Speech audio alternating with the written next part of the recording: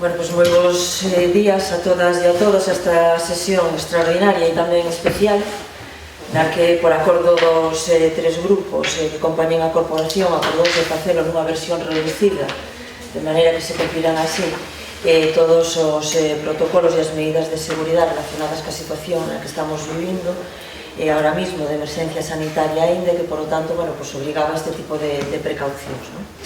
Dar as gracias para que quede constancia tamén na acta pois a todos os grupos por a xenerosidade que mostraron para irnos a este formato reducido e que, por tanto, que se puderan cumprir todas esas medidas. Empezamos, entonces, ca orden do día. Antes de facelo, o que sería eso, pois o número 1, aprobación de actas, vou a darlle a palabra ao secretario municipal para que dé conta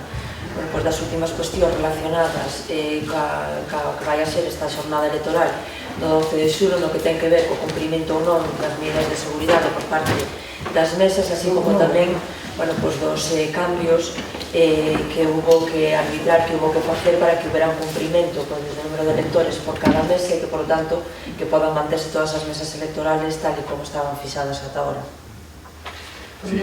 Orden de orden, se me importa, me gustaría pedir que fixésemos un minuto de silencio por todas as víctimas, dado que, bueno, é o primeiro pleno que podemos celebrar, desde que empezou esta pandemia, non tuvemos que pasar un papel, entón, se nos parece ben.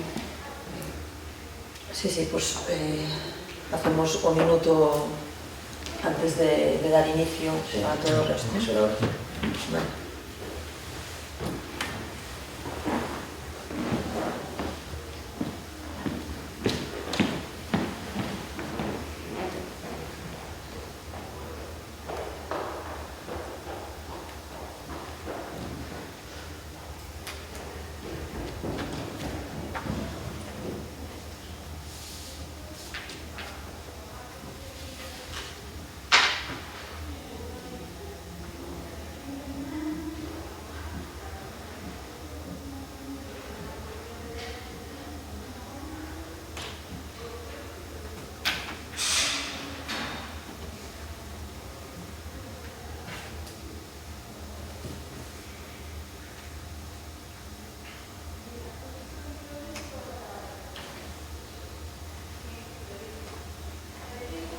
Moitas gracias a todos e a todas. Bueno, como decía, vamos a empezar a sesión do pleno, dando inicialmente a palabra ao secretario para que faga esas aclaracións para poder despois, bueno, pois iniciar a orden do día tal e como estaba previsto e como figura na orden do día. Bueno, en relación coas mesas foi necesario, igual que na vez anterior, completar os electores de torneiros coa asignación dos electores de Queiroz Pequeno. Xa sabemos todos que o mínimo de electores por mesa son de 200 electores e torneiros había quedado en 199, entonces trasládanse ou asígnanse temporalmente os electores de Queiroz Pequeno. Xa aparece publicado así no Boletín Oficial da Provincia do 25 de maio e foi necesario tamén completar a mesa de Amiadoso asignando os electores de A Pousada. Son 10 electores os de A Pousada. Igualmente, na mesa de Amiadoso os electores quedaran tamén en 199 electores. O mínimo legal é de 200. Quedou pendiente, xa se comentara na sesión anterior, con motivo das anteriores eleccións, a conveniencia de reordenar os distritos e as seccións para que isto non ocurra, pero inmediatamente o estado de alarma impedía a celebración das reunións tal como se acordara.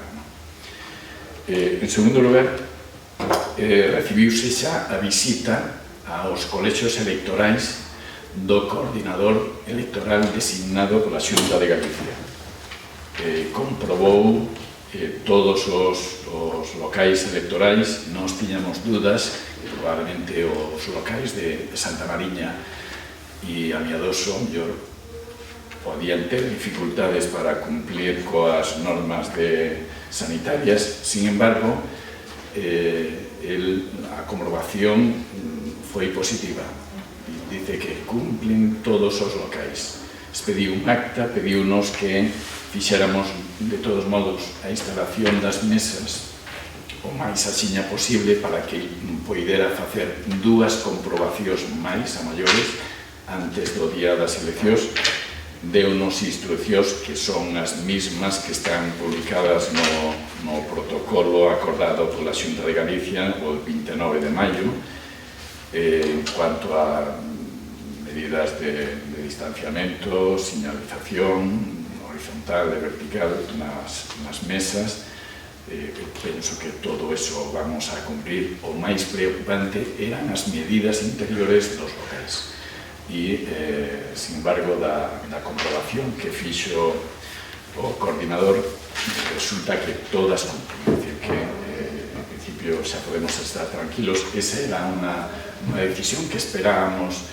esa comprobación por parte do Concello, para ver se non cumplían locales alternativos. Se había pensado en algunhas decisións dese tipo, pero non foi necesario. E con isto,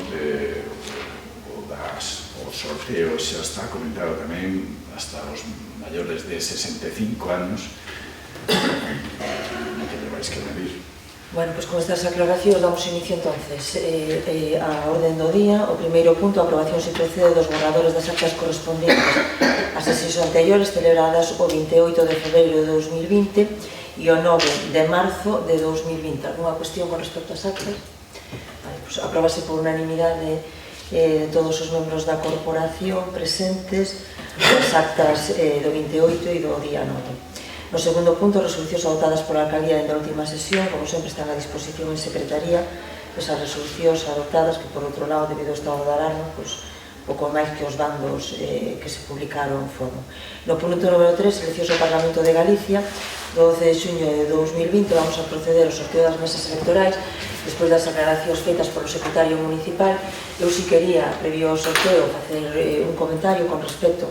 ao cumprimento das mesas electorais. Efectivamente, como adiantaba o secretario, por parte da persoa designada para facer esa comprobación, procedeuse a facer esa revisión das mesas electorales. Como el ben decía, o informe foi favorable para todas as mesas electorais. Sin embargo, hai algunha pregunta que se formulou e que non foi respondida, e eu creo que é de constancia tamén deso, no que ten que ver fundamentalmente co local de Santa María de Augas Santas. Santa María de Augas Santas, despois desa inspección, na que nós veíamos claramente que era imposible cumplir esas medidas, en la que por parte deles decían que efectivamente era así, preguntando sobre a solución que habería para os interventores dos diferentes partidos que se designaran. A contestación foi que poderían ir 2 interventores que se situarían detrás da barra. Nos dixemos e transmitimos que habitualmente aquí había interventores de 3 partidos, e que é verdad que legalmente todos os partidos poden designar interventor e que son membros da mesa. O sea, non son un apoderado que pode pasar por aí, sino que son membros natos da mesa, e que, por tanto, que teñen dereito a designar interventor e que teñan un sitio ali na mesa como por lei corresponde. Non ten contestación a eso, por tanto, nos tamén transmitimos a que 2 partidos lle decimos que poden presentar interventores e a cuales lle decimos que non podrían presentarlo. É verdad que ni él ni a Xunta nos van a decir a quen, pero a realidade ahora mismo é que, según a mesma persona que fixe a inspección, só poden ir 2 interventores ali, porque que non caben máis interventores. Por tanto, aí temos unha lagoa que nos, habitualmente vemos aquí, que tradicionalmente hai 3 interventores nas mesas e que, por tanto, temos algunha incógnita que está sin despexar. Quedamos con eles en que íbamos a montar as mesas para que na seguinte visita se viran as mesas montadas e que, por tanto, xa se fagan todas esas medicións e esas comprobacións con todas as mesas montadas, pero, é verdad que non temos contestación a esa situación na que, hai un informe favorable para ese cumprimento, pero porque se dá por feito que son 2 interventores os que van a estar ali, que é bastante dar por feito, creo eu, ao meu modo de ver, porque, significaría que algún dos partidos, que habitualmente non hai interventores, pois non poderían ter interventores, e por tanto eu creo que, bueno, a este Concello, desde logo, non vai a corresponder que non ten competencias para él, e que hai unha lei orgánica, un rango superior a toda esta situación que temos agora, decidir que partidos poden ou non poden pois ter un interventor, en este caso, pois na mesa de Santa Mariña. Esperemos, bueno, pois que unha vez que estén as mesas colocadas, que na siguiente visita de Mariña, pois volveremos a plantear esta situación e a ver que solución pode haber isto, pero desde logo ahora mismo sí que temos esa situación encima da mesa, que se lle deu traslado, pero que non unha contestación, máis que, bueno, pues que efectivamente ali cabían as 3 personas máis 2 interventores, ¿no? E esa situación ahora mismo, se hai alguna cuestión que querades comentar respecto a isto antes de proceder ao sorteo. No, bueno, cuando que a pregunta é importante que cuando se volvan e miren, pues que ao menos nos comuniquedes como vai quedar o tema, pero evidentemente é un tema que habría que solventar. Evidentemente, polo menos os 3 grupos que estamos aquí, normalmente sempre temos un interventor en todas as mesas, de non ser máis, que poderían ser máis, porque hai máis candidaturas. Entón, bueno, pois non sei en que sentido que hai bastantes dúbidas sobre o cumprimento da mesa de Santa Mariña, evidentemente. Esperaremos logo a segunda visita do coordinador a ver que resolve, que decisión toma. Parece ser que as instruccións precisas que lles deron aos coordinadores facían referencia á ubicación exactamente dos 3 membros da mesa. Exactamente os 3 membros da mesa. O que dice a alcaldesa, efectivamente, é así, unha vez os membros designados, o presidente e os 2 vocais. O certo é que unha vez que se convocan as eleccións, os partidos, neste caso, o protocolo da Xunta de Galicia reduce a designación dos 2 que lle corresponden, que poden designar os grupos políticos, redúceo a 1. Pero sí é certo que aquí, efectivamente, al menos os 3 grupos que están aquí representados na corporación designan todos interventores. E aí sigue habendo dificultades, efectivamente, para ubicar os 3 que na Miadoso tamén andarían moi xustos. Pero el sin comentou que as instruccións precisas que facían referencia á ubicación e que se preocuparan da ubicación dos 3. Seguramente é porque, como eses son cargos obligatorios, os do sorteo, son os primeiros polos que teñen que preocuparse, que son os que realmente constituyen a mesa electoral. Os interventores axudan, están na mesa, pero podrían estar un pouco máis distanciados. Ese era o criterio que sigue. O certo é que ali, que por moito que se distancien, non hai maneira de... E tendo en conta o elector que sempre debe estar dentro, é dicir, cumplindo tamén as medidas, é dicir, que podría darse que ali estén 7 personas dentro que deban cumplir as medidas de sanidade. Bueno, o veremos agora cando fagamos a segunda comprobación, unha vez que se instale a mesa e se lle busque sitio para as 6 personas que deben estar sentadas aquí. Sí. Procedemos entonces ao sorteo.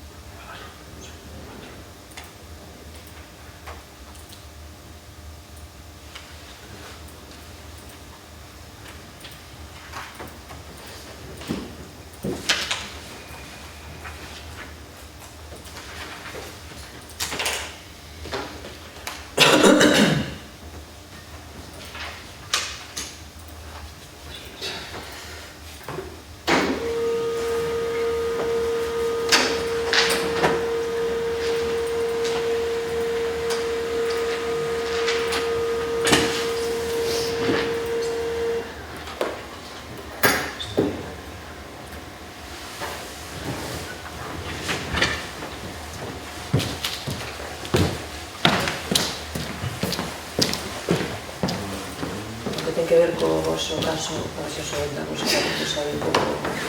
o aire, así non creo que chegue aí, se pronto. É que isto parece que estiramos en octubre. É que de verdade,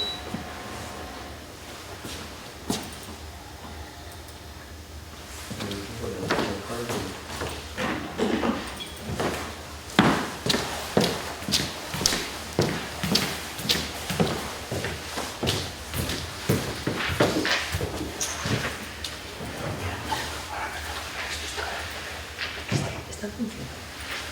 La banca en un segundo. Mantener fuera de la estancia de los Sí, todos. Pois nos parques, nos sitios, vestidos, de todos os sitios. Sí. No sabemos Non me fiz nada que puña para a casa dos nenos, non é ser. Os protocolos dicen que os nenos que todo... Las instrucciones ao mantener fuera del alcance de los niños. Para a casa, De los niños. así, pois eso, Y después ponemos en los parques. Quis pensar en bueno, pero se supone que los padres visitan los niños. Se supone que se forma parte de la vida. gracias. Esa estuvo bien.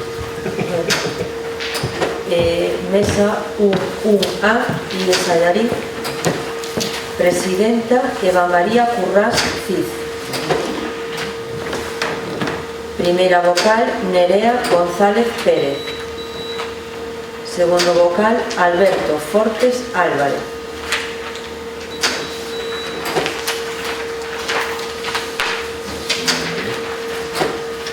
Un B y es de Allariz. Presidenta Ana Belén López Sánchez. Primeiro vocal Aitor Seara Blanco. Segundo vocal Patricia Nieto González.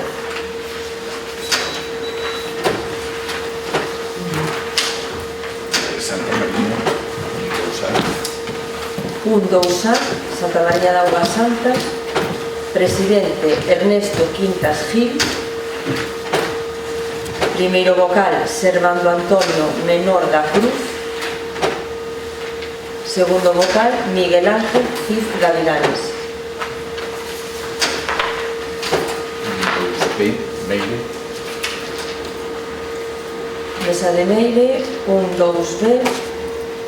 Presidente Marco Antonio Coimbra Cividanes. Segundo vocal Mónica Rodríguez Delgado. Primero vocal, quiero decir, Mónica Rodríguez Delgado. Segundo vocal Alberto Cid Babarro. 2C, Padre Feijó, Mesa 1-2C, Grupo Escolar Padre Feijó. Presidente Carlos Sergio Mascareñas Pérez Íñigo. Primeira vocal María Teresa Gómez Pérez. Segundo vocal Fernando Machado Rivas. un 3A, IES, Un 3A y es de Allariz. Presidenta Ximena Arrobudín Venturiño. Primeiro vocal Víctor Castelo Fuentes. Segunda vocal Verónica Cid Carvajales. un 3B, IES, Y es de Allariz un 3B. Presidente Diego Lorenzo Nespereira. Primeiro vocal Gonzalo González Vázquez. Segundo vocal Manuel de la Fuente Miguel.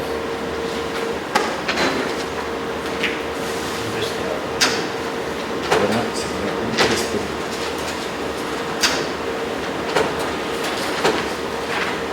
3D, IES, Un 3C y es de Allariz. Presidenta Iria María Naval Valdés. Primeiro vocal Orentino Romero Conde. Segundo vocal María Teresa Rivas Quintas.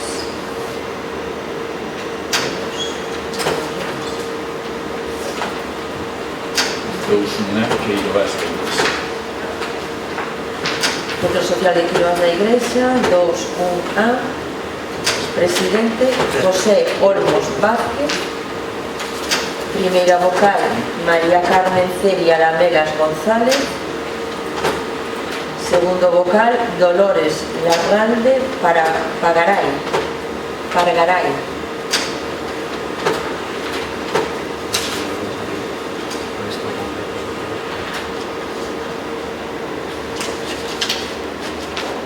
Hacemos dos, una, ¿verdad? A primeira que salí, coincide, xa non é como. Non vai haber excusas.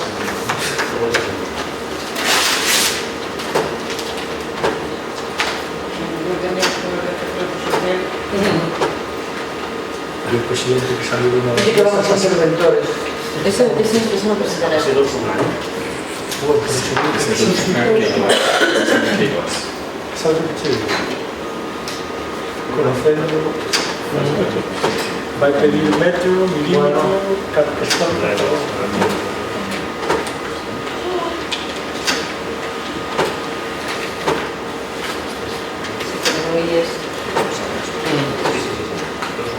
No, Dous de torneiros.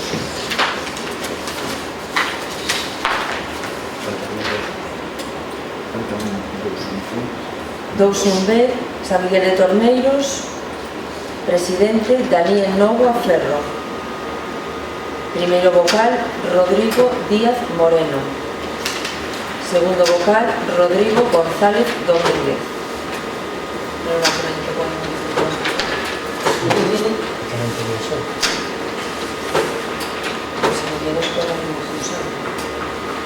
Dous C Amiadoso. Dous un C Amiadoso, presidenta Vitoria Fernández Losada, primeiro vocal Benigno Novoa Balado, segundo vocal María Teresa Domínguez Fernández.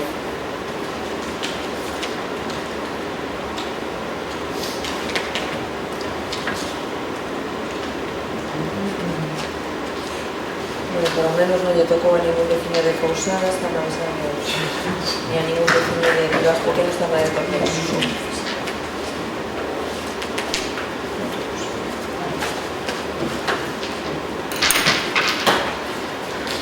Bueno, queda realizado o sorteo das mesas electorais,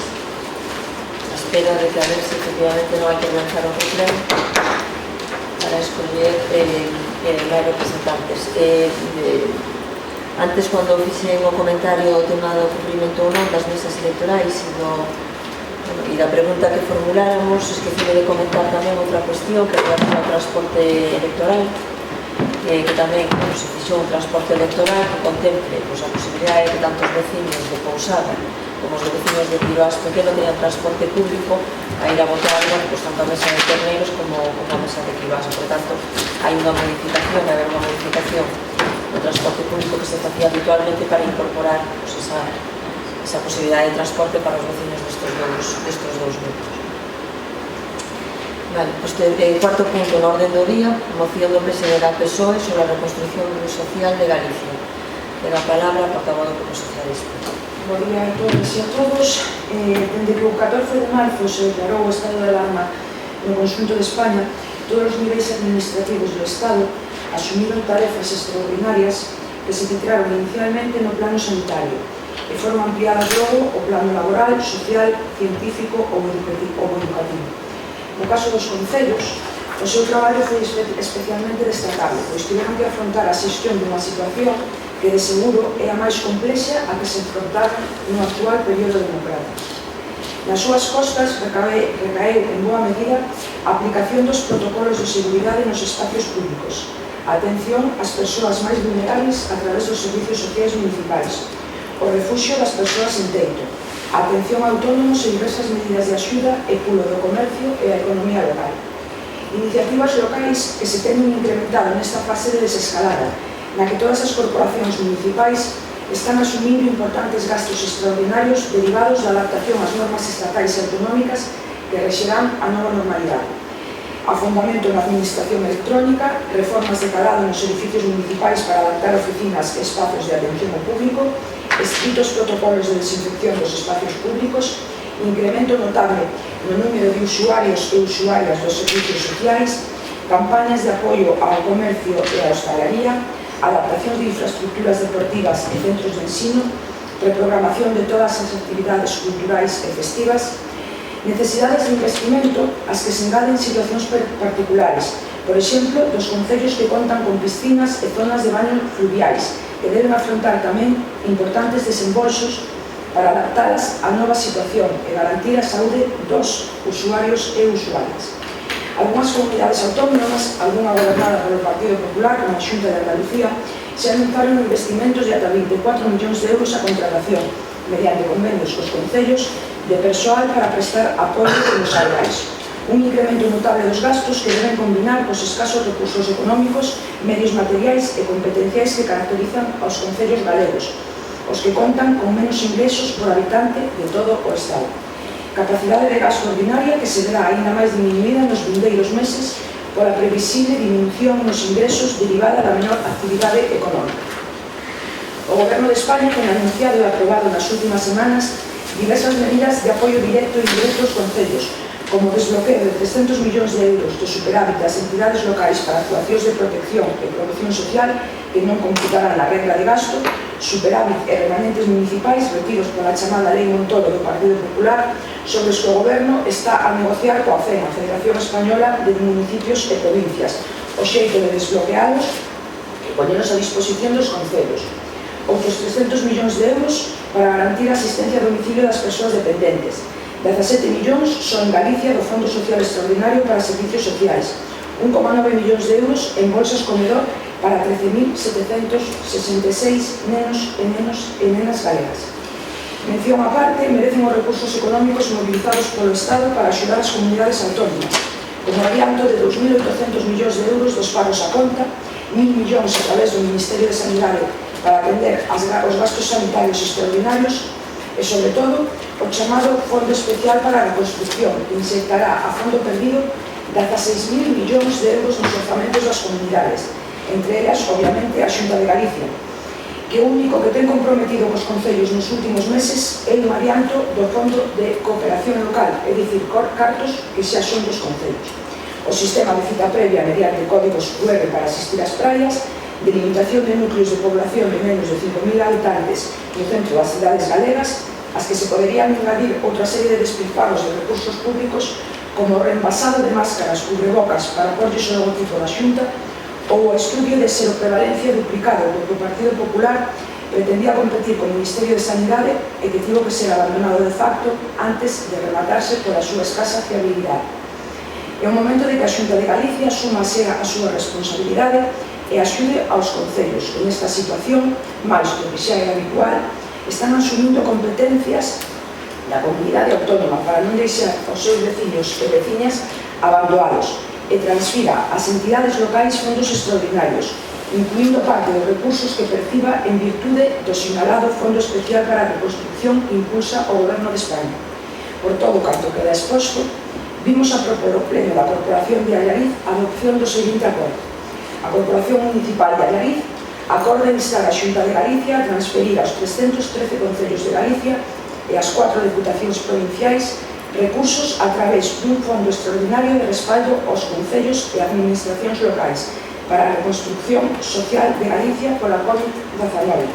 que acade os 300 millóns de euros e que se distribúa cuns criterios de reparto acordados no seo da FEGAM. Por parte do Grupo Municipal do BNG adiantamos que o noso voto vai a ser favorable á aprobación desta moción. Estamos de acordo co plantexamento que se fai tamén co fondo dese reparto e é verdade que nos gustaría sinalar algunha cuestión a maiores.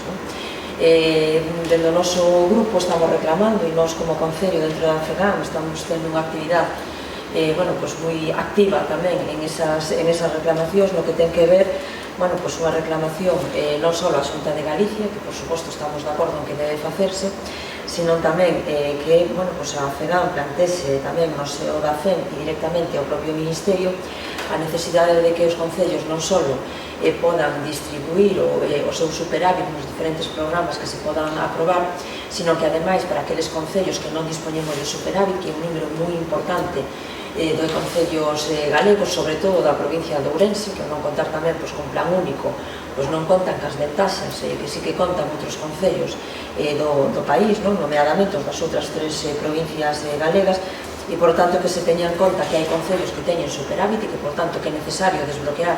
esa lei Montoro para que podan facer uso do superávit, pero que tamén é necesario dispor dun fondo adicional para aqueles concellos que non temos superávit, de maneira que non sexamos os concellos, sobre todo os máis pequenos, que somos os que fundamentalmente non dispomos dese superávit, os que paguemos tamén dobremente esta situación, porque non temos nin a posibilidade de dispor dese superávit, utilizar ese superávit, e ao mesmo tempo tampouco disporíamos dese fondo para poder cubrir estas necesidades que se teñen xenerado. Ao mesmo tempo, nos estamos reclamando tamén e reiteradamente, a través, neste caso, do compañeiro de corporación de Bernardo de Varela, que a Diputación de Ourense, igual que está facendo o resto das diputacións que en canto sobreviviu esta situación de emerxencia sanitaria e de estado de alarma por a COVID-19, o que puxo foi o seu remanente a disposición dos concellos das tres provincias e que, por tanto, distribuiu un número importante de financiación. Estamos falando de millóns de euros, repartiu entre os concellos de maneira que cubriu, no caso da Diputación de Coruña, por un exemplo, con 38.000 euros o material, os costes de material que poderán necesitar os concellos para estas medidas de seguridade, a maiores de repartir ese superávit que tiña a propia Diputación e que podía ser repartido entre os concellos. Na provincia de Ourense, por desgracia, non foi así, e seguimos intentando e traballando para que eso poda facerse e que, por tanto, que en este caso as diputacións, que a súa misión fundamental é a de prestar auxilio aos concellos, que efectivamente o preste e que podamos ter acceso a unha financiación que no caso da provincia de Ourense se ve mermada. E, por suposto, no que ten que ver ca moción, estamos de acordo tamén en que a Xunta ata da hora non dispuxo de ningún fondo para os concellos, e de que efectivamente se están pondo a disposición das comunidades autónomas fondos, esos 16.000 millóns de euros, en este caso, para as comunidades autónomas, e que non vemos agora mismo, non temos nada, e onde ainda se celebrou outra reunión da FEGAM na que hubo unanimidade de todos os grupos ao respecto da reclamación, das reclamacións que se están formulando, neste caso tamén a Xunta de Galicia, a de que por un lado hai unha pretensión sobre un cumprimento imposible de moitos dos protocolos, ao mesmo tempo que se non vai acompañado en ningún caso dunha financiación para facelo. Como moito hai un adianto de subvencións que incrementa ese adianto por encima dos porcentaxes que podían ser habituais e que, por tanto, que únicamente é un adianto no que pode ter que ver por fondo de cooperación, que aínda non o tuvemos, ou no que pode ter con anticipos que se poden pedir desas subvencións, pero en ningún caso estamos falando de nada maiores que nos permitan afrontar esta situación que temos agora. Por esa circunstancia, porque nós, en coherencia cas reclamacións que estamos facendo, tanto na FEGAM para que se trasladen á Xunta e a FEM e directamente tamén ao Goberno do Estado, como as que estamos facendo na Diputación, como as que estamos facendo tamén ante a propia Xunta de Galicia, como dicía ao principio, vamos a apoiar a moción que se presenta, en este caso, polo Partido Socialista. Grupo Popular. Por a nosa parte, nos gustaría solicitar que a mesma intensidade o Partido Socialista chame as portas que ten que chamar e exixa ao Goberno que de forma urxente permita que os concellos poidan empregar todo o superávit do remanente de tesorería que lles corresponde. É curioso, estamos ante unha situación gravísima, estamos ante unha situación económica dramática e estamos ante unha situación onde que efectivamente por todos os lados se fai agua, pero non vexo coherencia en esta moción que hoxe se presenta por parte do Grupo Socialista aquí neste Concello, cando hai escasamente un mes Na mesma Diputación, o seu grupo votou en contra de unha moción na que se pedía que se garantizase que os ayuntamentos que xestionasen con independencia absoluta os seus recursos. O Partido Socialista, neste momento, eu non sei se o que fai é seguismo de rebaño, se o que fai é unha virada para adiante, e a forma de tapar todos as zonas escuras que ten respecto ao que foi toda a xestión da crisis desta pandemia, que son muchísimas, todas esas lagunas que nos puxeron en riba da mesa, máis de 40.000 mortos, ainda que les digan que son bastantes menos, e que estamos a sufrir, todas esas lagunas de todos estes autónomos e persoas que neste momento pois están abocados ao peche probablemente, todas esas lagunas da falta de equipos de protección e da mala xestión, ou xa non vou decir nin siquiera mala xestión, sino do descontrol da xestión inicial para nos protexer a todos, que era a súa responsabilidade, pois agora, en lugar de facer os seus deberes, que son importantes, pois empecen a pedir aos demais responsabilidades. Deste fondo extraordinario de respaldo aos concellos, do que tamén menciona a alcaldesa, dos 16 millóns de euros do COVID, a propia ministra de Facenda, en varias ocasións, en resposta a preguntas do goberno galego sobre os recursos que se van a transferir ás comunidades autónomas eran tamén, sobre eses recursos eran tamén para os concellos, foi tallante ao contestar que non, e todavía neste momento non temos outro cambio nin outra noticia que nos faga mudar de criterio cando pensamos de que eso probablemente non sexa así. Efectivamente, o goberno de España abandonou absolutamente moitas cousas, especialmente os concellos, e especialmente nos seus repartos tamén perxudica ampliamente a moitas comunidades como é a nosa en Galicia en moitos temas que hoxe quizá non sean obxecto deste debate. Respecto ao que xa de contestar tamén non só a esta moción, pero tamén da Diputación de Ourense, señora alcaldesa, ese remanente que se utilizou, eso do que usted falaba das outras diputacións, ese 20% que se utilizou a utilizar eses remanentes que tiñan as administracións locais, efectivamente o destinou ás persoas, a atender ás persoas e aos autónomos, e iso é innegable. Podería ser moito máis, pero 20% dá para o que dá, e é o que é, e o compañeiro Bernardo Varela o sabe. Seguramente se podería, a todos nos gustaría dispor de máis cartos sobre a mesa, por suposto que sí, pero neste momento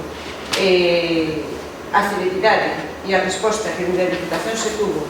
tanto para os colectivos vulnerables a través da tarxeta Monedero Comercio, que neste momento xa cobraron prácticamente 1.500 familias, desde logo máis de 1.200 familias xa cobraron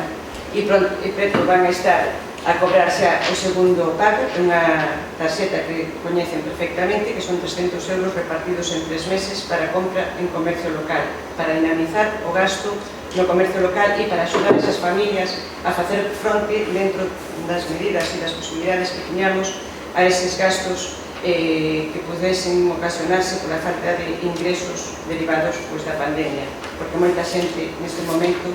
está sin poder abrir os seus negocios, sin poder traballar e todavía eso sin resolver. Tamén se adicaron máis de 3 millóns de euros a axudas a autónomos, que parece que o goberno de España se olvida dos autónomos neste país, porque polo de agora esa palabra nin entra no seu vocabulario nin nunca se acordou deles, para nada, absolutamente para nada. Tamén se dispuxo dunha partida para axudar na medida do posible, tamén podemos coincidir que podía ser máis, e o gallá pelexen cas mesmas forzas que pelexan de outra forma para que se desbloquee ese superávit, o 100% do superávit que poden ter as administracións, para que se poida destinar ás necesidades que haxa. Tamén se creou ese programa Veciños, que directamente son un reparto de fondos aos concellos para axudar a paliar parte dos gastos que efectivamente os concellos tuveron que afrontar para dar resposta a cuidarnos a todos os veciños nas medidas en que a situación o iba requerindo. Son moitas cuestións que neste momento están sobre a mesa. Moitas duras e moitas difíciles. Situacións que ninguén estaba preparado para vivilas, nin os concellos, nin a Xunta de Galicia, nin as diputacións, nin tampouco o Estado. Pero tampouco podemos olvidar a responsabilidade que se ten cando se goberna, porque gobernar é gobernar con mayúsculas, e cando se ten responsabilidade, polo menos a ser respetuoso e polo menos a ser prudente para habernos posto a todos nunha situación de antecedente, de prevención para o que se nos viña encima, porque recordamos que se nos decía que isto non iba a ser máis que unha pequeña gripe con escasos casos. 40.000 muertos es el resultado de esos escasos casos, de esa pequeña gripe que se nos venía encima y de la que no disponíamos de información y de la cual el gobierno sí disponía y seguramente no supo interpretar o no le dio la importancia que requería en ese momento. Yo no voy a, desde nuestro grupo y yo en esta ocasión no voy a apoyar esta moción por la incoherencia y el seguidismo de rebaño que se está haciendo desde los representantes socialistas de distintos ámbitos, y en este caso en el partido de Allariz o en la provincia de Ourense. No voy a votar a favor de algo que es razonable. Si se mira en el fondo, podría ser razonable crear esos fondos y que se crearán, y que desde luego la Xunta de Galicia no le ha temblado el pulso en absoluto para estar al frente de todo lo que fue necesario estar al frente desde que se inició la pandemia. Pero en estas circunstancias, con los antecedentes que tenemos, con lo que le he dicho al empezar el debate de la moción, de lo que ustedes mismos votaron en contra hace un mes en la Diputación de Ourense, donde se pedía prácticamente lo mismo, que es disponibilidad y respeto a las entidades locales para que destinen su superávit a paliar los efectos de esta pandemia.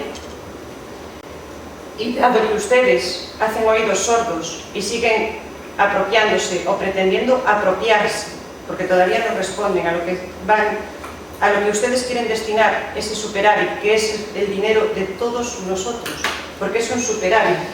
efectivamente provocado por la ley Montoro, sí, en un momento de crisis económica, sí, en un momento para evitar el rescate de nuestro país ante la situación dramática que también teníamos económicamente en aquel momento, sí, pero mire, de esa ley Montoro, ahora mismo, probablemente ustedes saquen un beneficio, porque es un dinero que está ahí, disponible para gastar. Nosotros lo que queremos es que ese dinero que está ahí disponible para gastar en este momento, lo gasten los ayuntamientos y las administraciones que lo han ahorrado en favor de sus vecinos, que son los que lo han puesto, porque es un superávit que viene de los impuestos y de lo que pagamos todos en nuestros respectivos concellos. Así que, en este sentido, lecciones ni una. La prudencia creo que debería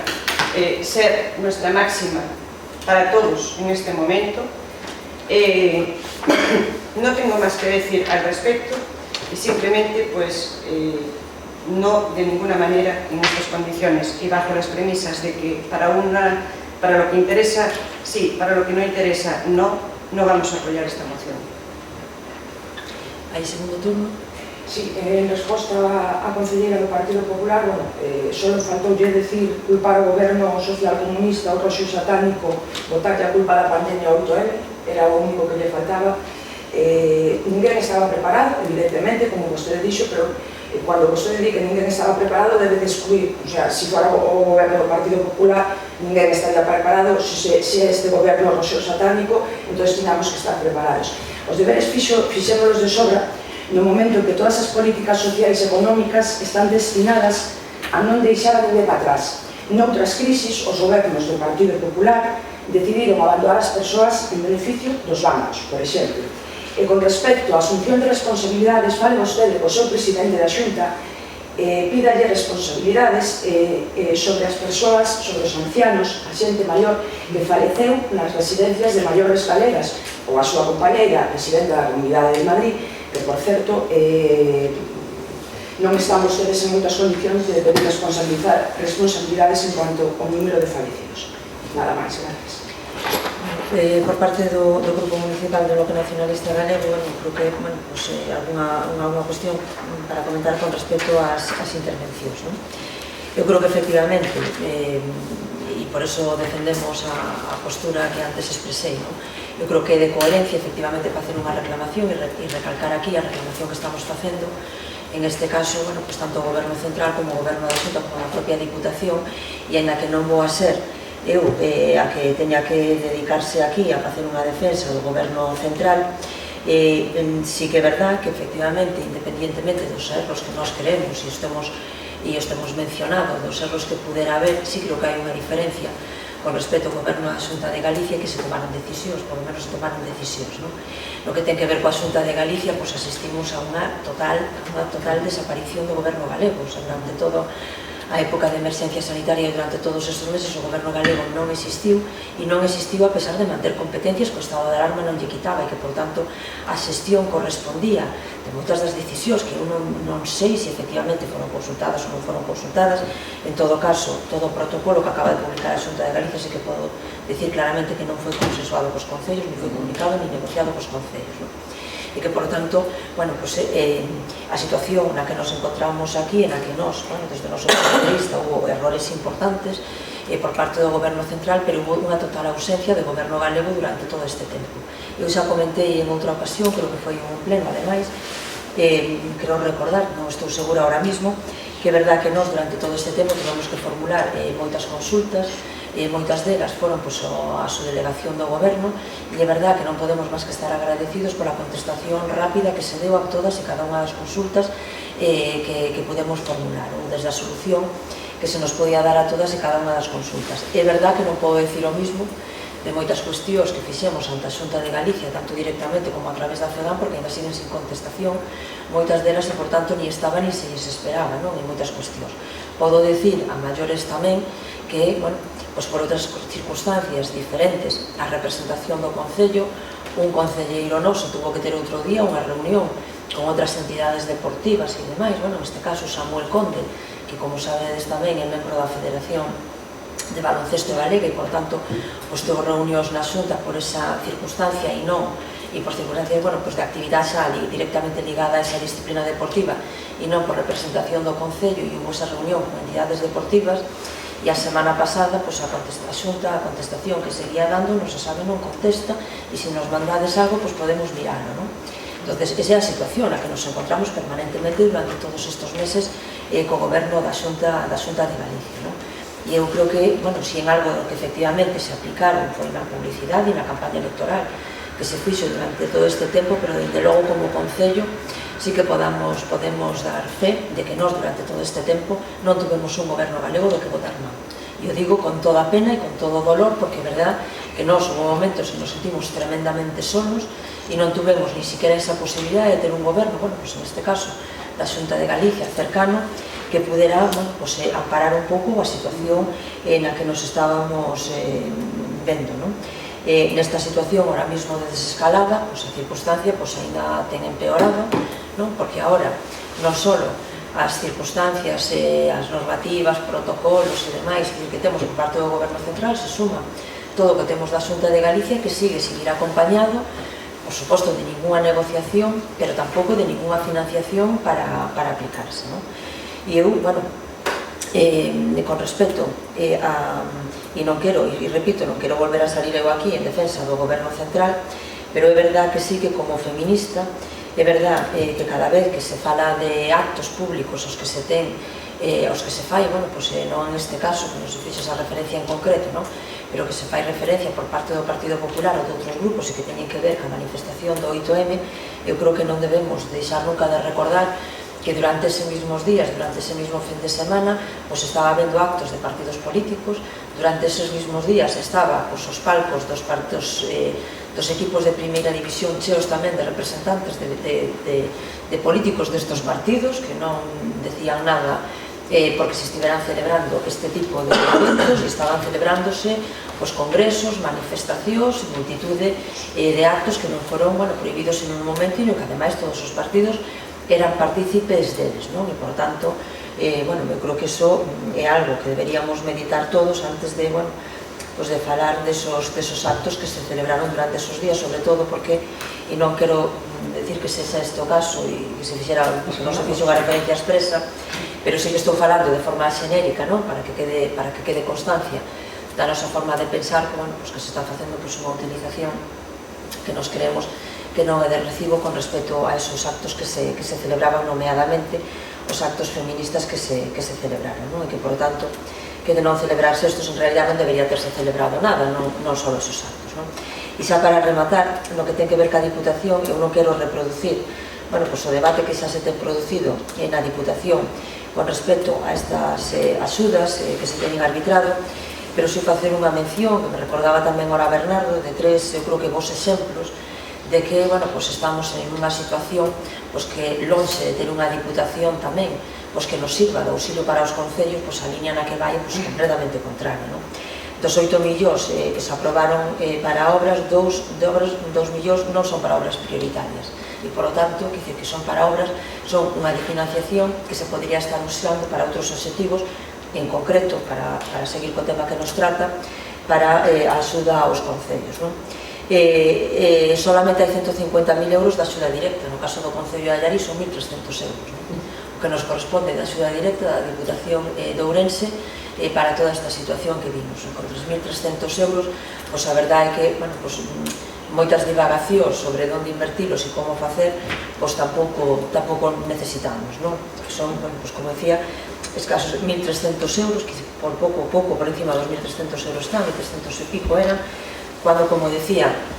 en outros concellos de outras provincias, solo para material son 38.000 euros, máis pois, os 150.000, 200.000, 300.000 ou 700.000 a maiores do plan único que lles ten correspondido por ese reparto dese remanente. E por outro exemplo tamén desos 400.000 euros que se invertiron en material, que a Diputación Provincial invertiu en material, históricamente tamén, para asistir nos seus concellos, ao Concello de Allariz tocaronlle 450 mascarillas. E é verdad que o precio que teñen as mascarillas, non, 450 mascarillas. E ben relatado na comunicación que nos manda a Xunta de Galicia, na que nos dice doazón Diputación Provincial, así repartida, doazón Fundación Amancio Ortega, 3 batas da talla X, se non recordo mal ahora, 2 batas da talla L e unha bata da talla M. Mascarillas de forma xenérica e luvas que non ven especificado, que aí sí quedou por feito que son as 12 copas do mando único, no que se integran, bueno, pues todas as que se repartían, pero que aí non se especifica de onde viñan ni de onde non, e que se sobreentendía, ainda que non se puña que se eran da Xunta, porque non se especificaba de onde viñan, non? E aí era, pois o número non recordo agora de memoria de cuántas mascarillas era, e finalmente aparecía nomeado, e con un agradecemento que se mandou ademais por carta a todos os concellos, doación da Diputación Provincial de Ourense 450 mascarillas. Está por escrito na comunicación que nos remitiu a Xunta de Galicia aos concellos. Non sei cuántos tocarían dese material outros concellos, pero tendo en conta o precio que están as mascarillas cando se produxe esa doación e os 400.000 euros, e tendo en conta que na provincia de Ourense vivimos 300.000 habitantes, por redondear, pois en realidad deberíamos tocar casi a unha mascarilla por habitante, ou máis, ou pouco máis, de unha mascarilla por habitante. Se o Concello de Allariz tocou a 450 mascarillas, a verdade que non sabemos onde están esas mascarillas, non? E, por tanto, bueno, eu creo que, sin querer, bueno, pues reproducir ese debate que sei que xa se deu na Diputación Provincial de Ourense, a realidade tamén é, bueno, pues que deixar de pasar a oportunidade de non responder a que a Diputación estaba axudando as persoas como se axudara aos concellos, non se axudara as persoas, cando son os concellos directamente os que teñen as competencias na maioría das cuestións que inciden directamente na vida das persoas e, sobre todo, nos protocolos ahora de desescalada que se estaban producindo e que é o coñecedor, ademais, non só desas necesidades tamén, sino da situación do tecido comercial, do tecido empresarial e do tecido económico, en definitiva, que se dá en cada concello, non? Pois con esos 1.300 habitantes, ou 3.300 euros, digo, dificilmente é posible, e con esas 450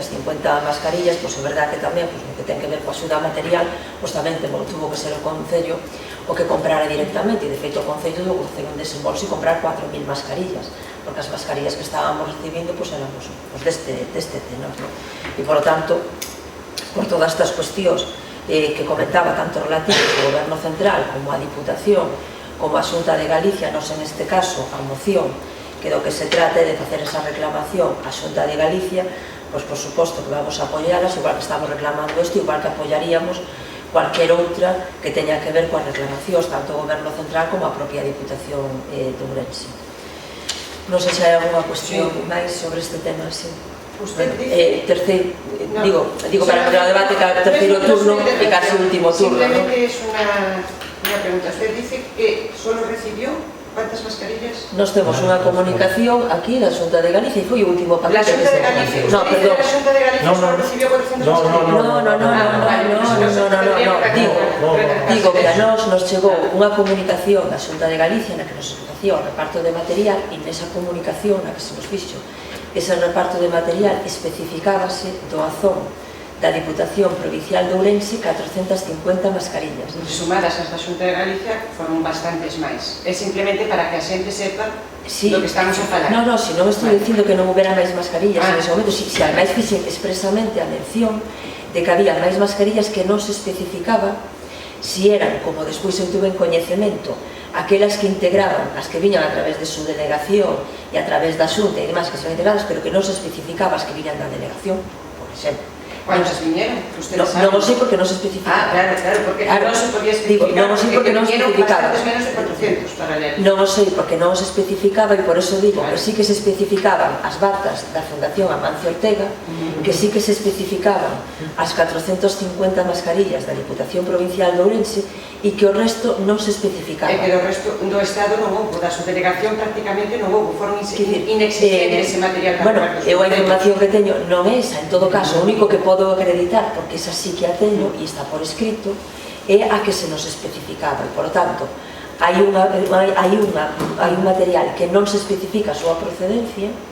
e hai outro, como estes dos que estou dicindo, que sí que se especifica a súa procedencia, no que ten que ver ca Fundación Amancio Ortega e con esas batas e no que ten que ver con esas 450 mascarillas da Diputación Provincial. Eu, lóxicamente, do resto que non se especifica, non sei decir das outras 450 ou 500 mascarillas que poderán vir en ese lote, a maiores non sei especificar as que eran provenientes da Xunta ou as que eran provenientes da subdelegación, porque non se especificaba, e por tanto non o sei. As que sí que sei, e está por escrito, porque non só non o comunica a Xunta, e digo que eses envíos además se comunica por triplicado, porque non o comunica a Xunta dúas veces, non recordo mal ahora, e non o comunica a empresa de Arteixo a que lle foi contratado ese reparto e que, por tanto, houve mascarillas que viaxaron por toda Galicia antes de chegar aos concellos, non? E, bueno, que eu estou segura que en algúns casos costou máis a contratación desas empresas para ese reparto que os 3 litros, como viña en algún envío de lexía que se los repartía, non?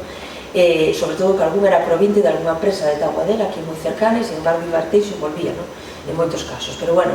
que en todo caso esa comunicación viña por parte da empresa que transportaba e que fixo toda esa logística de reparto de material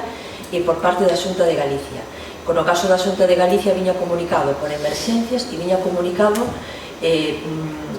por a vicepresidencia da Xunta de Galicia tamén. Por tanto, temos 3 comunicacións por escrito con ese material que se repartía e con unha tabla na que se detallaba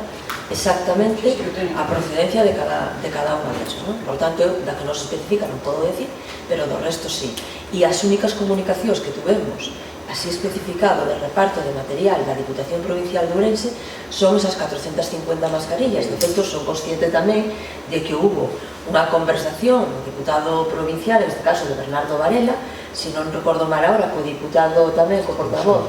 o vicepresidente, en este caso, da Diputación, para pedir aclaracións e explicacións de por que ao Concello de Allariz solo se repartían 400 mascarillas cando vera unha inversión de 400.000 euros en eso, e por que solo nos ponía 400 mascarillas porque non nos salían as contas, non? E creo que ya estamos esperando esa aclaración, non?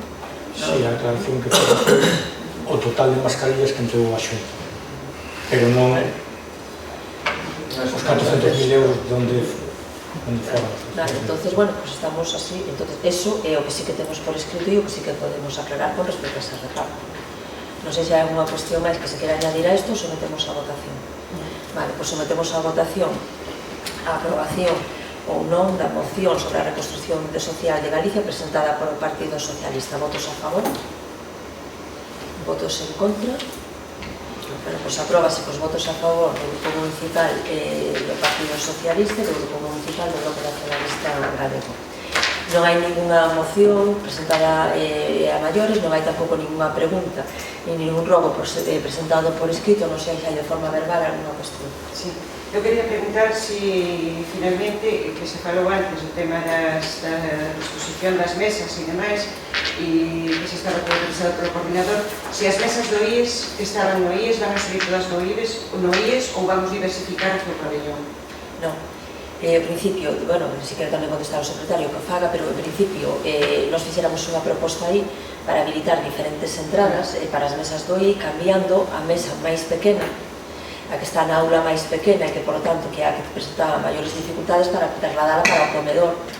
do instituto onde xa estaba habilitada unha mesa unha vez que pasáramos a ter esa mesa C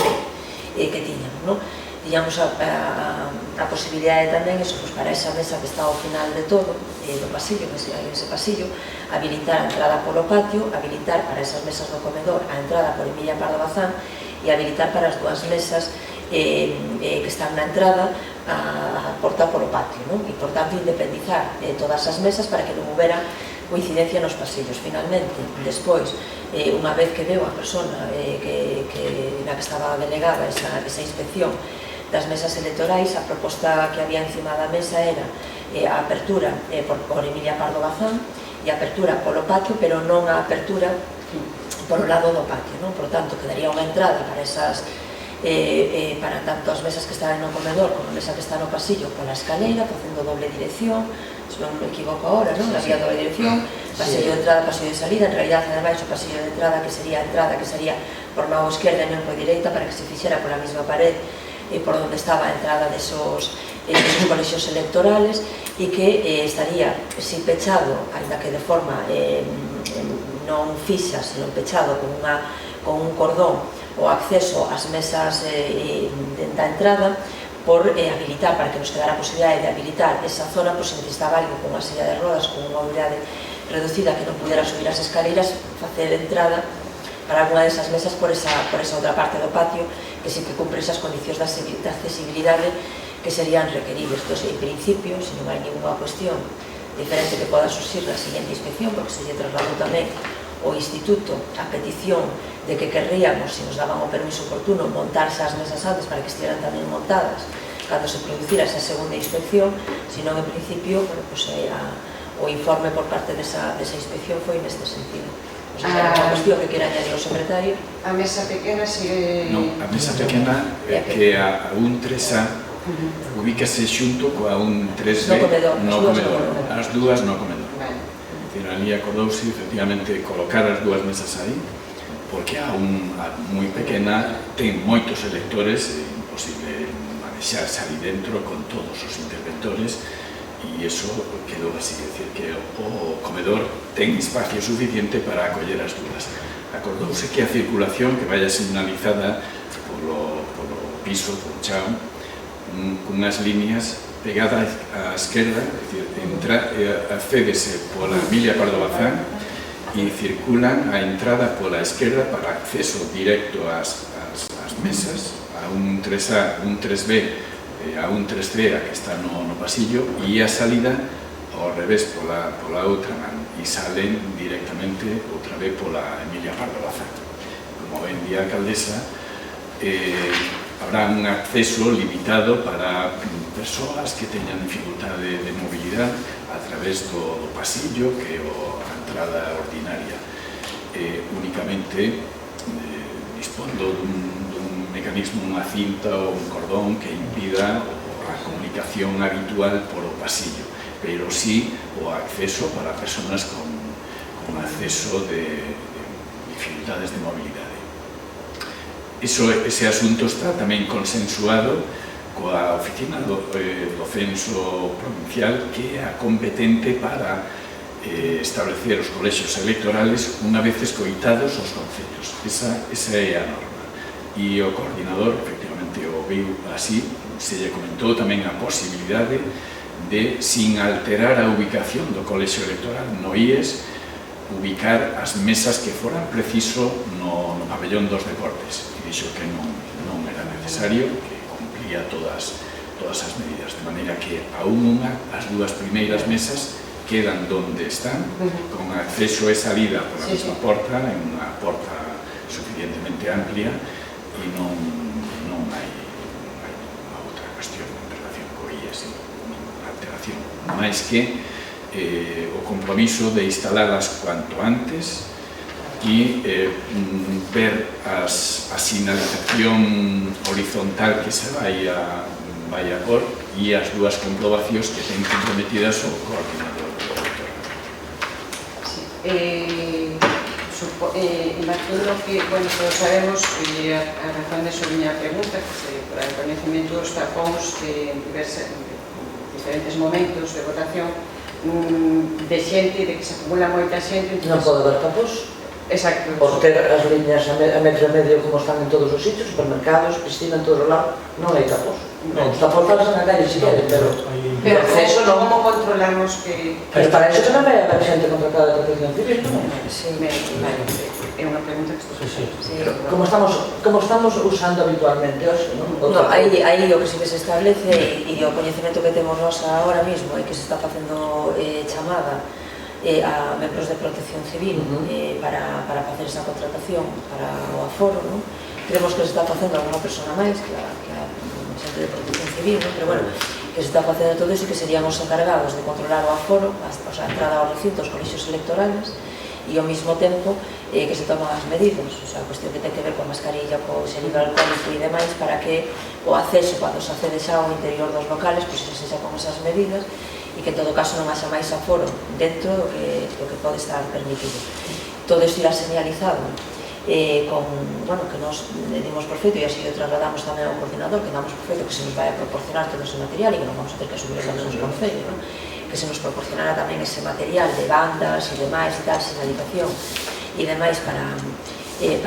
sinalizar todos os colexios electorales e que exista esa posibilidad. O coordinador si nos indicou que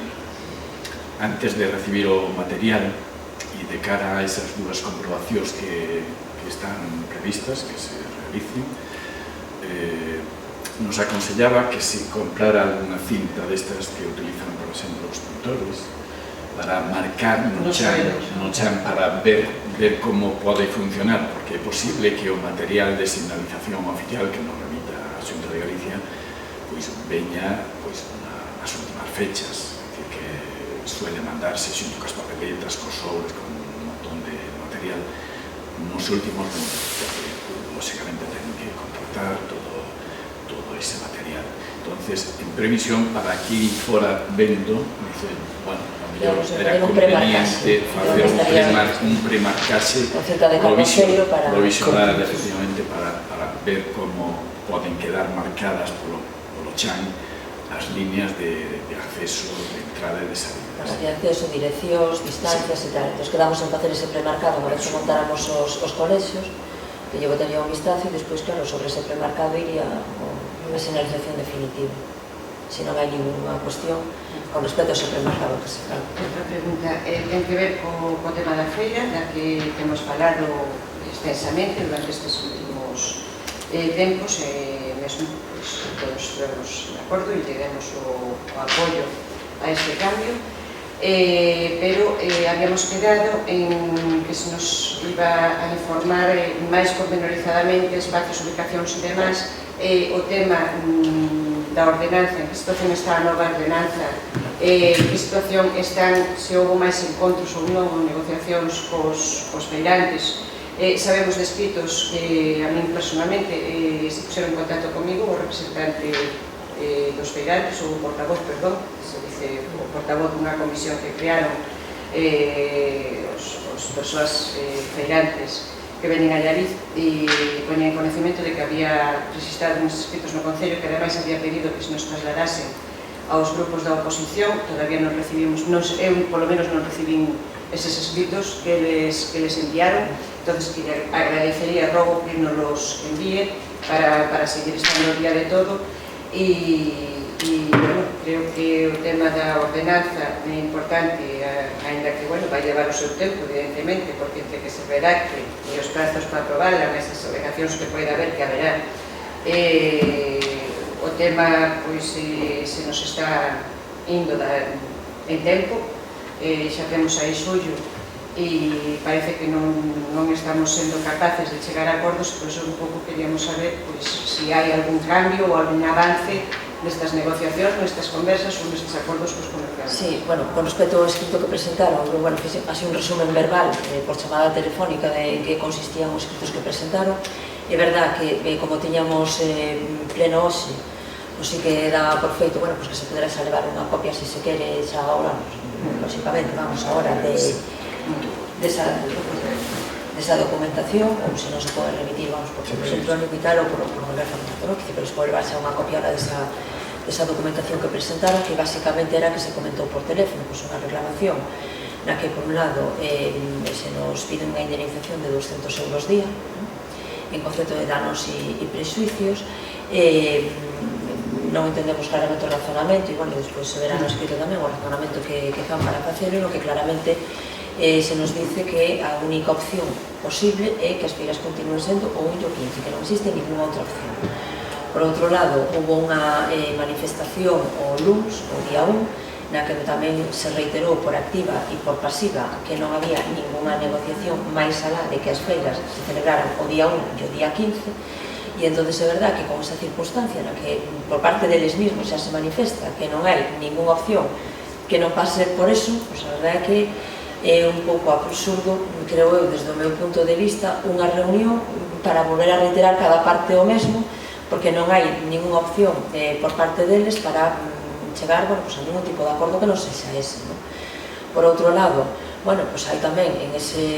tanto en ese escrito como verbalmente, como así tamén o fixeron manifestaron a prensa, ¿no? E como creo que xa se lle expresou tamén as portavoces, tanto por mí, que yo din a conocer, como por parte deles, cando se produceron esas chamadas, tamén unha intención por parte deles de que ninguén poda apuntar un imposto, incluído o comercio local, ¿no? Incluído tamén que o noso comercio pudera sair á rúa, ¿no? Eso sí que a mí me parece, bueno, inaceptable, que non só non acepten, bueno, pues ningún tipo de cambio sobre a feira do 1 e do 15, sino que ademais intenten tamén ser eles os que digan o que o noso comercio pode facer ou non pode facer, ¿no? Eu creo que aí xa se están, ademais, bueno, extralimitando xa o que poden ser, bueno, pues os intereses que eles podan ter, legítimos por outra parte, os intereses que eles podan ter, que viñeran tendo durante todo este tempo, pero, bueno, que sí que xa, bueno, pues dar o salto tamén a decidir eles se os nosos comerciantes poden salir ou non con produto á rúa, sí que xa nos parece, bueno, pues un tanto excesivo, ¿no? Lo que ten que ver coa ordenanza, que nos creíamos, e así o dixemos tamén a todas as partes, ¿no? A todos os grupos, que nós dábamos por feito que isto se iba a poder facer dunha forma bastante máis sinxela e bastante máis razonable, e poder chegar a acordos entre todas as partes, que puderan ir, e aquí en algunha reunión con eles hubo feirantes que apuntaron a posibilidade de probar, hubo comerciantes que apuntaron a posibilidade de combinar inicialmente esas dúas posibilidades, pero despois hubo unha decisión que transmitiron os seus portavoces de que nada de nada, que ninguna desas opcións que se puderan por encima da mesa, e que nós na última da reunión nos comprometíamos tamén a mirar, algunha desas propostas, pero hubo despois xa, bueno, pues, aos poucos minutos, non xa ni siquiera días, aos poucos minutos, unha comunicación xa clara por parte dos portavoces de que non había ninguna opción e que ninguna desas que algún dos feirantes puxera encima da mesa era negociable e que era viable, que o único que pasaba porque todo continuara como está, ¿no? Entonces, visto ese panorama, nós, e así eu comentei tamén as portavoces, nos creemos que aí a única opción viable ahora mismo é efectivamente aprobar esa ordenanza que ampara o Concello na decisión que está tomando e sin ninguna inseguridade xurídica a ese respecto, e por tanto que contemple todos e cada un dos apartados que están establecidos, creo que era no artigo 72 da Lei de Comercio Interior de Galicia, e por tanto estamos ahora mesmo facendo o borrador. A finales desta semana creo que teremos o borrador máis ou menos listo xa, entre este fin de semana, entre este final de semana o luns, que estará o borrador prácticamente listo. Pasarémoslo antes de nada, bueno, aos grupos para para que o podan ver e para que podamos mirarlo entre todos e ver, bueno, pues, os cambios, as reformas que puderamos facer, ou, bueno, pues, ou as aportacións que cada un poda facer, e despois o primeiro dos pasos sería sometelo a aprobación inicial do pleno, que, como ben decía, neste caso aquí, a portavoz do Partido Popular, exixe despois un período de exposición pública, que, como tamén os grupos coñecen, é de 30 días hábiles, e que, por tanto, bueno, pues que teria que estar esa exposición pública aos 30 días hábiles antes de someterse á aprobación definitiva. Eu creo que isto, pues, postos no calendario xa, e así co calendario na mesa, o que nos sitúa é pues, nunha aprobación inicial na ordenanza, no pleno extraordinario, no pleno que se celebrara no mes de xullo, ordinario ou extraordinario, dependendo, bueno, pues, dos asuntos e as cuestións que teñamos, ¿no? Pero, bueno, ordinario ou extraordinario que se celebrara no mes de xullo, é verdad que, aínda que temos a práctica e ven sendo a tradición que non se celebren en período electoral plenos, e así o falamos tamén nas conversacións que tivemos, aínda que decidíramos adiantalo e adiantar eso, a celebración dese pleno e facelo coincidir, aínda que non é habitual, con período electoral, é verdad que o tempo que necesitamos para ver entre os tres grupos tamén esa ordenanza, facer as aportacións, revisalo e tamén nos exixe este tempo de dedicación. Entonces, en realidad, non sería moito que poderíamos acelerar en tempo para facelo antes das eleccións, non? E convocar un pleno extraordinario antes das eleccións. Entón, a mí me parece que máis prudente, bueno, pues manter esa tradición e ao mesmo tempo ter días suficientes, entonces, para que se poda mirar con calma a ordenanza e facer as aportacións que se consideren oportunas sin precipitar o máis en plazos, porque é verdad que é unha decisión importante e que é unha decisión que é para medio e longo plazo, que con expectativas de futuro e, por tanto, que tamén precipitarse tamén nunha aprobación inicial tampouco ten moito sentido, tendo en conta que os prazos efectivamente son amplios e que, por tanto, ganar 2 ou 3 días, 4, tampouco ten moito sentido. Entón, o calendario sería ese, o sea, aproveitar este período para facer ese traballo conxunto entre os grupos de revisión, facer despois, no pleno do mes de xullo, esa aprobación inicial, e despois, bueno, pues, ao cabo dos 30 días hábiles sería a aprobación definitiva. A nosa idea tamén é que neste medio tanto non coartar as expectativas de negocio e as posibilidades de negocio que teñen os nosos comerciantes e que, por tanto, que durante este verán, se consideran oportuno e necesario o seu establecemento, igual que xa o están facendo comercios de forma habitual, e podemos por exemplos aquí, que todos podemos coñecer, que veñen anos facendo de forma habitual esa salida á rúa na porta do seu establecemento, que podan facer igual, e desde logo a nos non nos parece, e aí tamén, bueno, pues, creo que a vosa opinión e a que manifestastes tamén era esa, non está no noso ánimo ser nosos que poñamos un impedimento para que o noso comercio local, pues, despois de todo o que leva sufrido con esta situación, pues, poda ter, bueno, pues, un problema añadido porque o Concello lle poña un impedimento para poder aproveitar as súas fachadas ou a parte de dominio público que está nos seus comercios para a venta, non? E, por tanto, sí que creemos que, lóxicamente, eles deben poder facelo. Con lo cual, bueno, un pouco por a xente que está preguntando, para que teña unha idea, a posición sigue sendo de apoio a esta decisión. Non temos ningún motivo para non seguir apoiando, certo, e tamén o quero expresar, posto que é un pleno, que por a parte de grupo de goberno, pois, en o primeiro momento, se nos foi informando de todo o que se iba facendo, nese sentido, simplemente, pois, un pouco por a preocupación que expoño, que igual que a nos, a min, seguramente a Zaira tamén, e a vostedes, pois, a xente o que está preguntando, imos ter feira ou non imos ter feira este verano, un pouco para que vayan, para que nos quede claro, pois, si cando cheguen os visitantes que teñen acostumado a ir a comer o pulpo eses días o van a comer ou non, o tema da ordenanza era unha das cuestións que estaba a fondo riba da mesa, que evidentemente, e que mentras non teñamos esa ordenanza, pois que non sabemos exactamente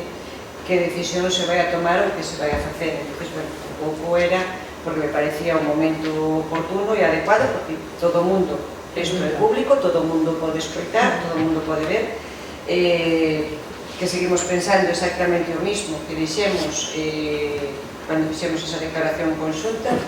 en que o que máis nos preocupa, o mismo que o día das eleccións, para as feiras, é o tema da seguridade, o tema dos aforos, o tema das aglomeracións, Nos o que temos que pensar primeiro en eso, porque o virus sigue estando aí. Nos ahora mismo estamos en esta nova normalidade, eu quero a normalidade de sempre, a nova non me gusta nada. Eu quero a normalidade de sempre, de non ter que estar vixiante con un cambio de vida e de forma de vivir e de contacto social tan importante como que temos que ter, pero que temos que ter é o que temos que ter. E, ademais, así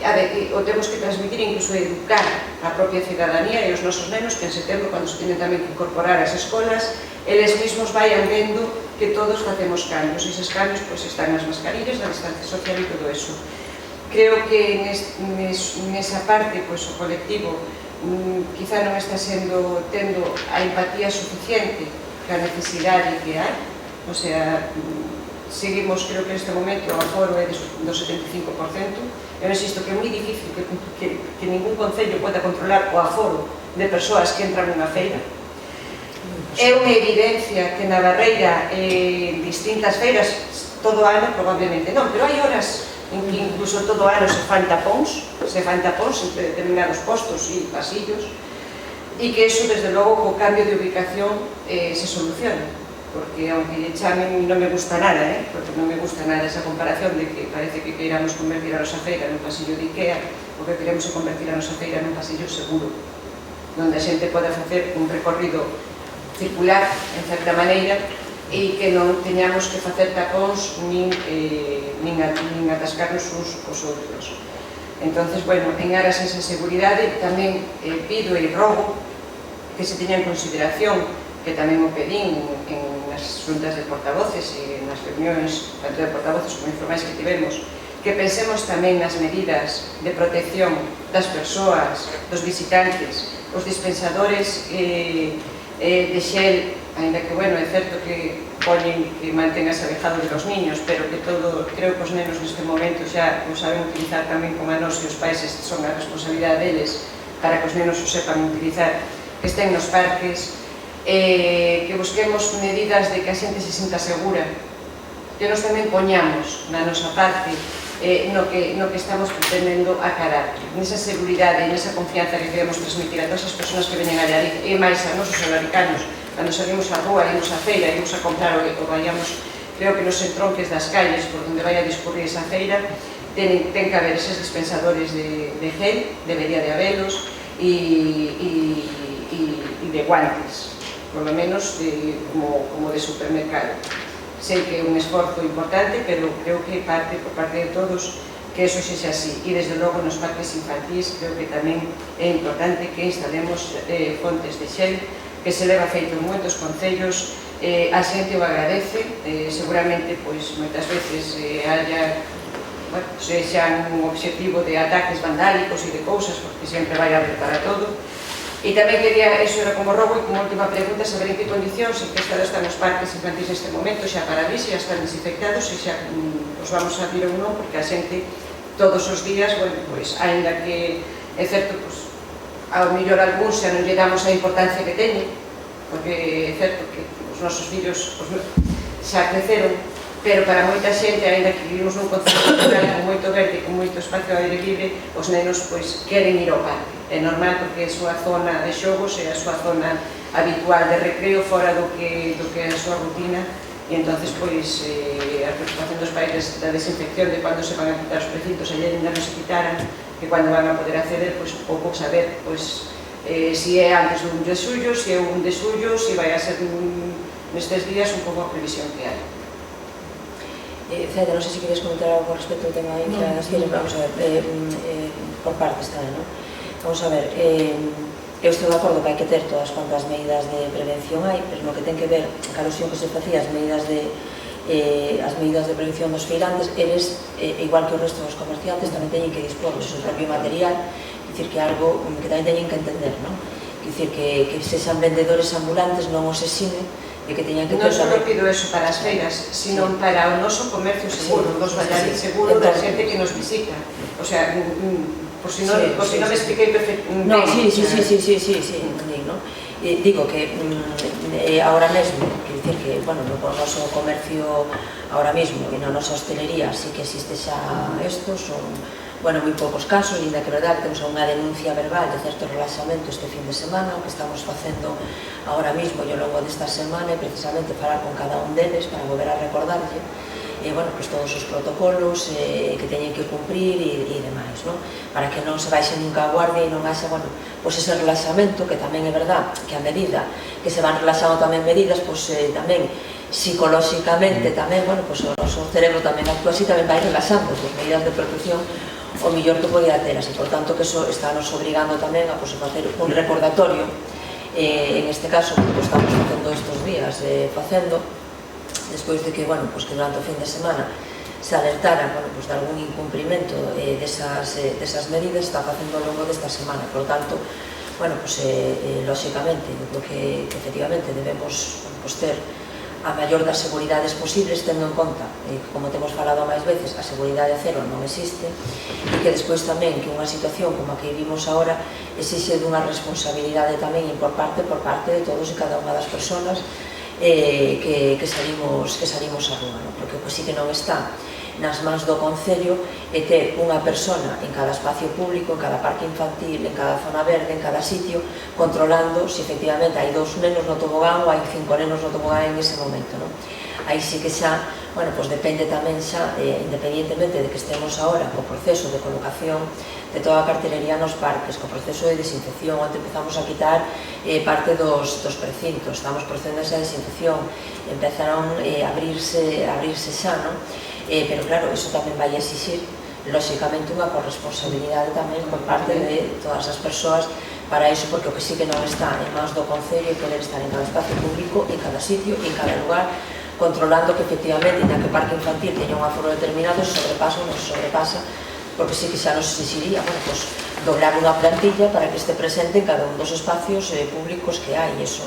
bueno, pues as circunstancias que temos agora e despois de todo que acabamos de debatir agora é evidente que os concellos non estamos en disposición de facer un despliegue de personal desas características para ese cumprimento de cada un dos aforos, limitacións e normas e demais que había que seguir. Por tanto, sí que vamos a ter que exigir, bueno, e pedir e apelar a esa corresponsabilidade de todo o mundo para que, bueno, pues, con esta situación pues, non decaigan esas medidas de seguridade, non? E, por tanto, por parte dos concellos, é verdad que se nos está situando en unha posición tremendamente delicada porque non hai forma posible de controlar según que aforos, de controlar según circunstancias. O da feira, que comentaba por todo o particular, é un exemplo clarísimo de que non é posible controlar, e é verdad que para garantizar esos distanciamentos e esa colocación de postos se nos tiña suxerido, e eu, bueno, pues, o tiña comentado tamén que para nós era innegociable, e así con toda a rotundidade digo, innegociable algunha das propostas que a maiores das que se fan se formulaba como que se utilizara a zona sardinada e con césped que está situada no fronte do convento, que é un BIC, é un elemento de protección, e que se utilizara eso para arrasar, que dicir, os postos e para repartirlos por aí os diferentes postos, non? Que nos hai determinados elementos patrimoniales que baixo ningún concepto podemos permitir que se convirtan, bueno, pues en unha zona que se acabe deteriorando precisamente por sometelos a unha presión no que ten que ver coa actividade comercial que se pudera desenvolver ou pues, cos aforos que puderan concentrarse aí, e que, por tanto, reconvertir espacios como esos en recinto feiral non nos parecía, vamos, desde todos os puntos de vista innegociable, non xa, bueno, por a propia comunidade de monxas que viven, que residen ali no convento, non só por ese motivo, sino, bueno, pues, por o propio patrimonio que temos aí e que debemos cuidar e que debemos respetar e que non debemos baixar ningún concepto. Eu creo que, bueno, pues facer, como se nos estaba suxerindo tamén, pues uso de espacios para garantizar que se cumplen todas esas medidas. Bueno, por tanto, bueno, eu sí que creo que efectivamente que temos que extremar todas as precaucións, como decía, hasta onde o Concello, efectivamente, cos seus medios e coa súa capacidade é posible chegar, e hai algo xa, a partir dunha línea na que sí que xa entra a corresponsabilidade de todo o mundo. Por suposto, pero dentro de eso o feito de instalar puntos de ser e dispositivos que podan estar a acceso das persoas que nos visitan, pues, entra tamén dentro esa corresponsabilidade. Eu, se me permitides un apuntamento, onte houve unha reunión na FEGAM, de feito, unha das cosas que estábamos agardando era o resultado desa reunión na FEGAM, donde todos os grupos presentes, Partido Popular, BNG, Partido Socialista, os alcaldes de todos os concellos, estaban de acordo en que este protocolo é inasumible. É inasumible, por exemplo, por un lado, hai grandes cidades, por exemplo, Vigo, que está pensando en contratar un servicio externo para a limpeza de todos os parques, porque claro, todos os parques Desinfectar O Parque de Valdeorras, desinfectar todos os parques, todos os días. E despois hai un criterio tamén científico que non sei de onde se sacou, porque evidentemente desinfectar unha vez ao día o parque, que validez ten? Se ao cabo de un rapaz vai xugar ás 10 da mañá, están xugando rapaces ali ao longo de todo o día, cal é o criterio para unha vez ao día? Na realidade, exixiría desinfectar cada vez que baixa un rapaz polo tobogán. O outro é decir que facemos algo sin que teña eso un criterio científico certo, porque non hai ninguén que poda respaldar eso entendémoslo toda a xente que poda facer unha lectura. E despois, por outra banda, efectivamente, deixamos toda unha responsabilidade dos pais que podan acompañaros, que en moitos casos o uso, porque ainda onte falaba con un compañeiro de corporación, non o fan incluso rapaces acompañados por adultos, sino que o fan os propios rapaces que van ali e fan o uso e quen pon aí as normas, os outros pais. Sabemos que eso non é viable nin é posible.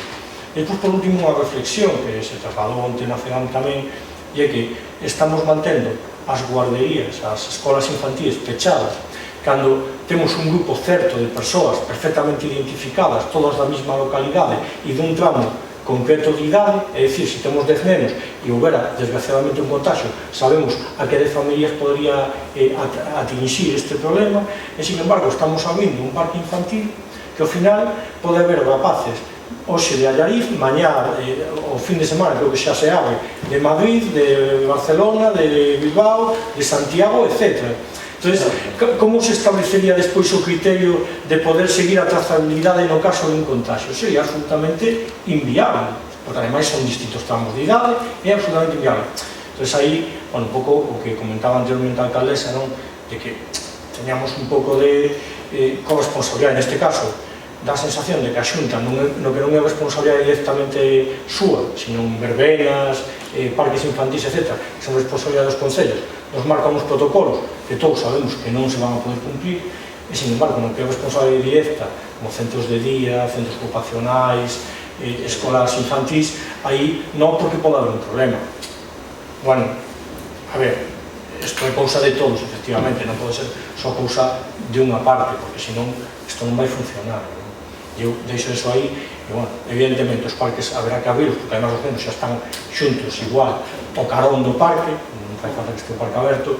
pero tamén sabendo ata que punto podemos chegar, porque é absolutamente inviable, digo como Concello de Medio Ambiente, é absolutamente inviable que nos pagamos todos os días, todos os parques, pensando nas parroquias incluídas, porque claro, por que non vamos a fazer a parroquia?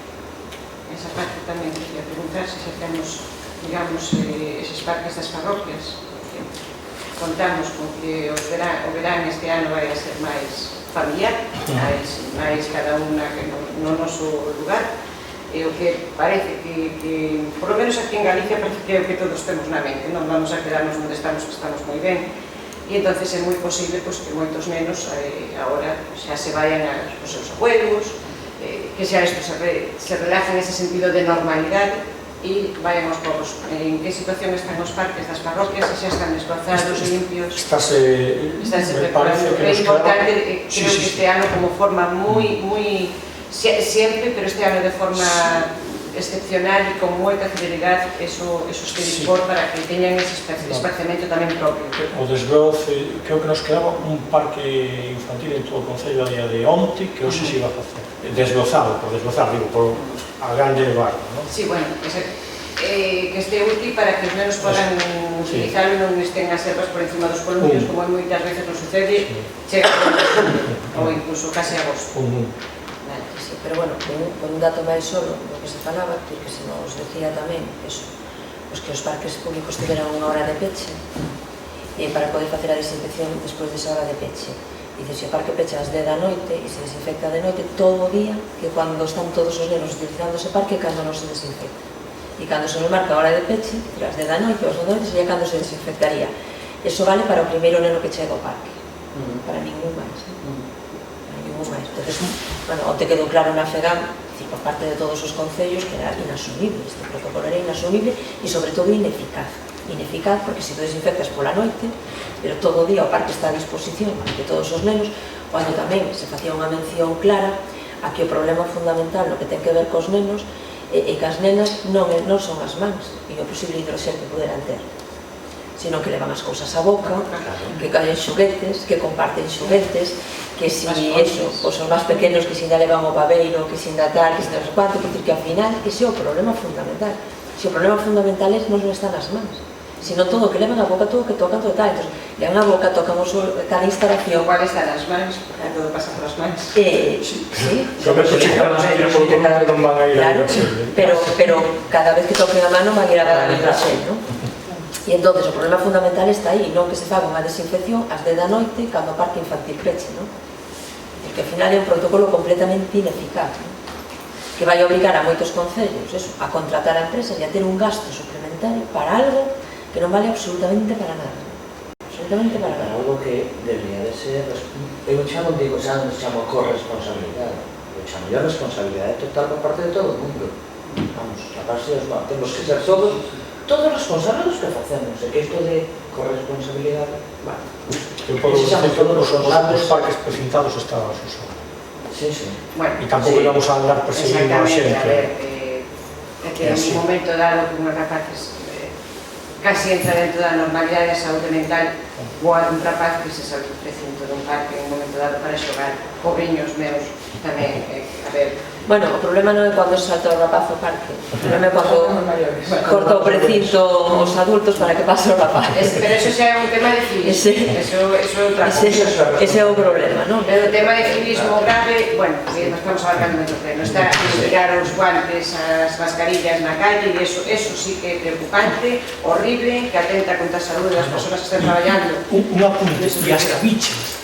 de verdade, é unha cousa que non entendo, o sea, o tema das cabichas, porque é do máis contaminante que pode haber, a xente arroxa o chan, unha absoluta tranquilidade, que lo leva na boca. Sin ter en conta que despois ten que haber personal de limpeza que ten que tener esa recollida e coller ese material. Bueno, para ir ordenando isto, porque isto parece máis un debate e queda alguna cuestión ainda por plantexar. O último robo xa acabou, solicitar a equipa de goberno que proceda ao desbroce da zona dos fornos en Santa Mariña e do caso e da excavación que está Oxe, están ali. Unha semana pasada estaba aquelo. No, en eso estamos ademais preparando toda a campaña de excavacións deste ano. Tamén comunicaron, para que tamén se teña coñecemento delo, de que parece que este ano, por fin, sí que vamos a ter un convenio asinado coa Dirección Xeral de Patrimonio para ter unha subvención para as excavacións deste ano, non?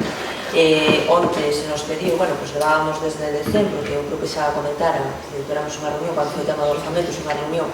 para isto, que parece que iba encauzado, non? Fixemos unha reclamación, despois, en cuanto se relaxou, bueno, pues esta situación do estado de alarma, unha reclamación, porque non nos chegara aínda